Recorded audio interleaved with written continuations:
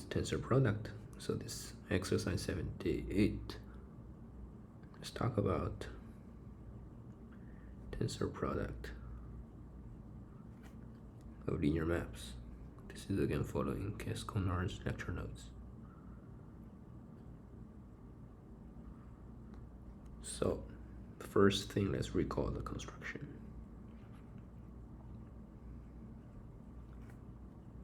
If we have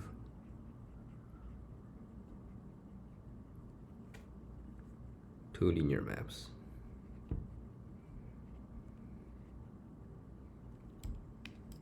let's say phi and psi,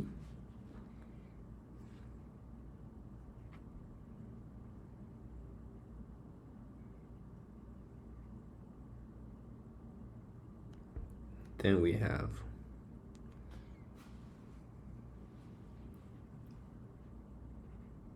well-defined linear map, let's say R linear, for R modules.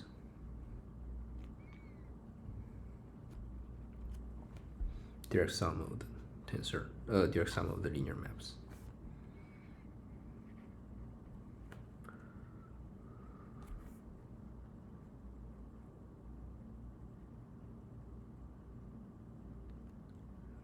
So our motivation is to define again a linear map, but instead of this, but for this, we want to map M tensor n to phi m tensor Cn. Of course, again, if you want to do that, you have to start with bilinear map. So send Mn to phi m tensor Cn, and one checks this is again R bilinear. So we're talking about R modules. Again, R is a fixed ring, and Mn, M prime are R modules. These are bilinear because phi and psi are linear. And so this induces a map. We denote this by phi tensor psi, which maps M tensor n to phi m tensor phi. So if here is not elementary tensor, then you could, the definition is just, for example,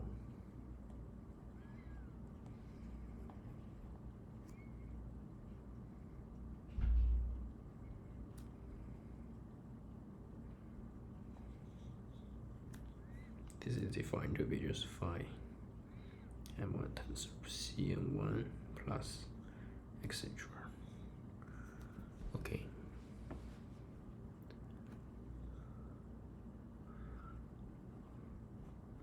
So we call this phi tensor C the tensor product.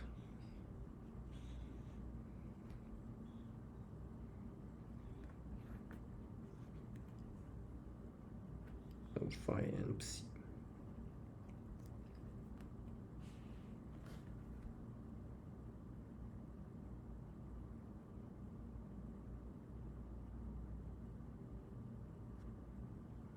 So secondly,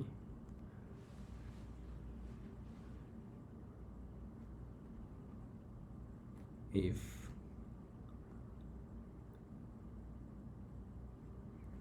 let's say we have linear map,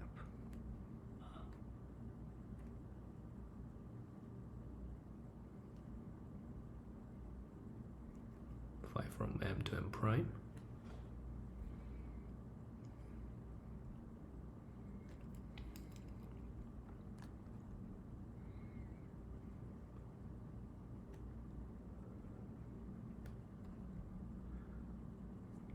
the linear maps just phi tensor with identity.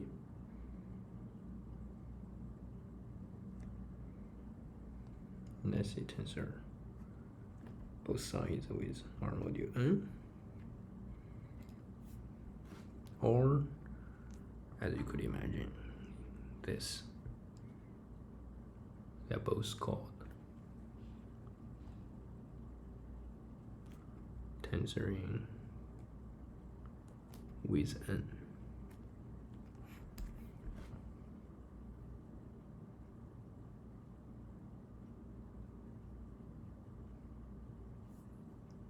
Okay, so this is the definition part.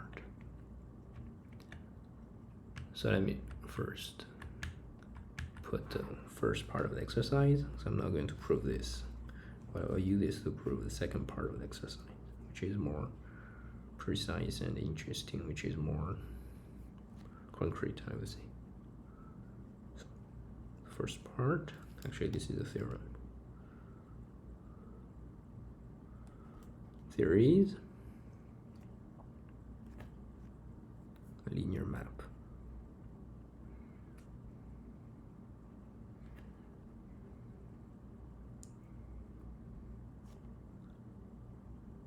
from the R linear maps tensor with R linear maps to the R linear maps of tensor.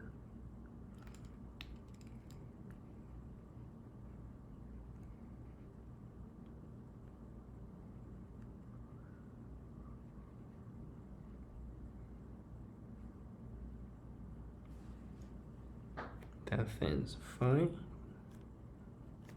tensor with C to phi tensor with C. So it looks the same, but you know what's the definition. We have defined what it is, but this is just as element of our module, and then elementary tensor of this tensor product.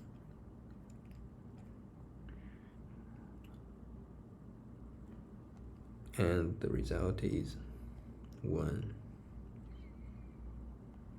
all those modules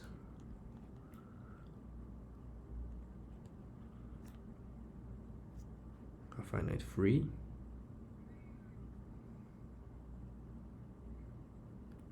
this is an isomorphism.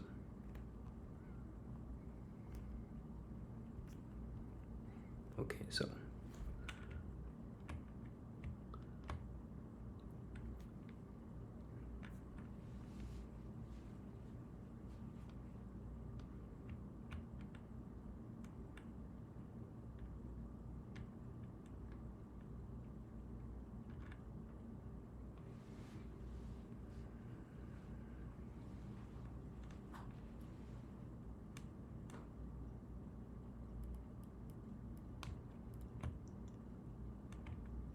let's say the second part.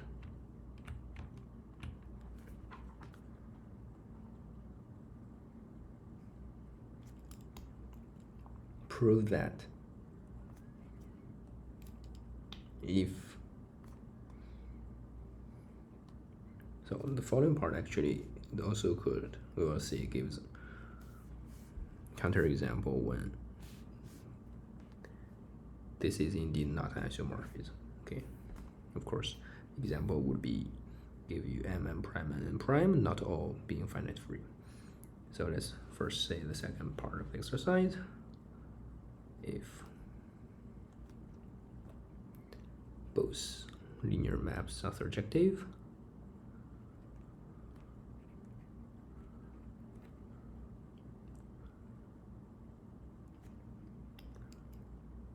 let's say start with isomorphisms,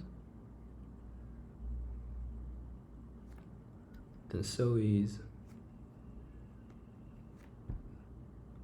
tensor of the linear maps. So proof of this.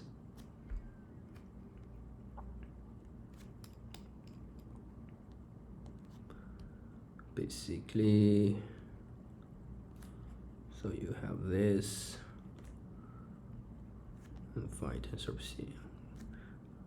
I just claim you have an inverse map, which is C inverse phi inverse. Obviously, this gives you the inverse map.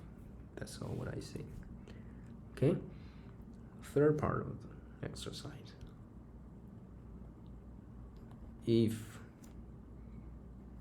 both are surjective, then so is their tensor. Don't feel this is too stupid, but because Very soon you will see that this is false. We talk about injective maps.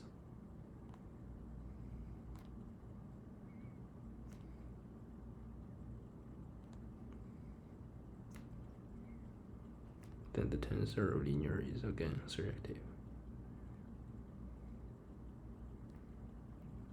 Proof.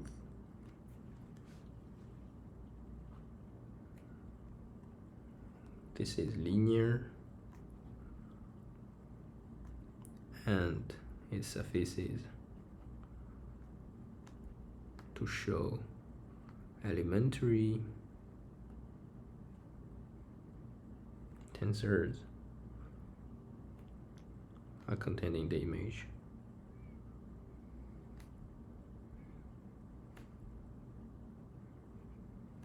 Right.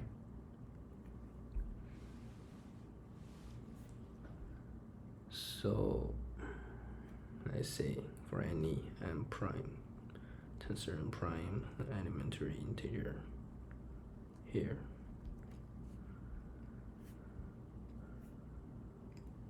so this m prime is phi of m for some m. This m prime is c of n for some n, and so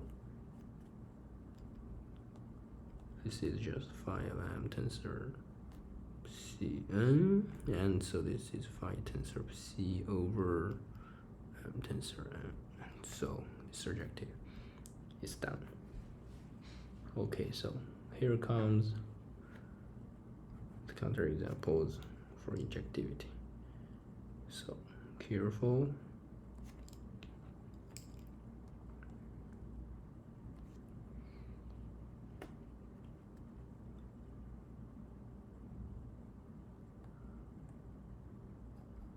It is a fundamental feature of tensor product that if phi and C are injective,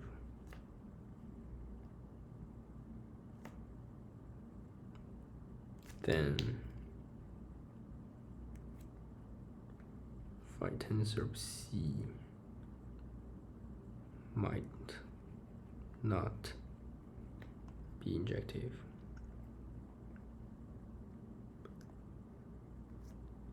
Even if one of it is identity. So, counterexample.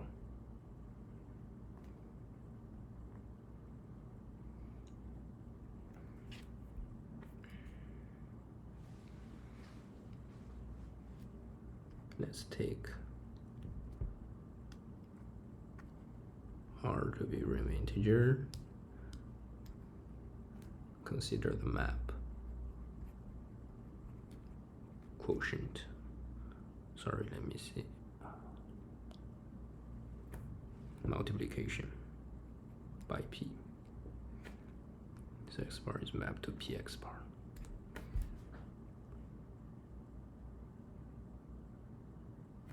So notice alpha is injective. So if px bar equals 0, this implies p divided x, it implies x bar equals 0. Okay. Now we consider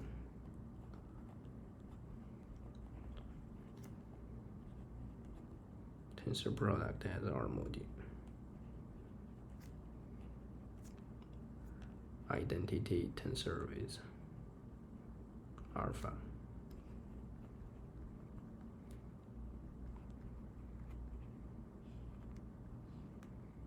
And so x bar tensor y bar is mapped to x bar tensor py bar. But notice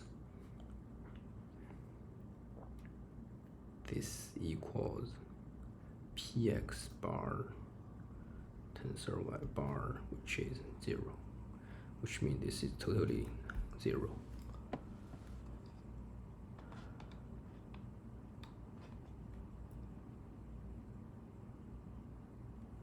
by the domain.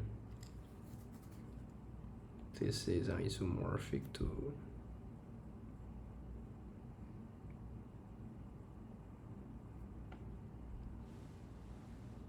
sigma p-adic, because you can map whatever to one tensor x y bar, and this is injective and surjective, obviously. And you check this is, of course, you start with again a bilinear map and then induces map on over the tensor and shows projective. So anyway, I'm going to say this is non-zero. So you have identity, you have a zero map over non-zero module, so this is not injective. So alpha is injective, but identity tensor alpha is not injective. Okay, this is the phenomenon here.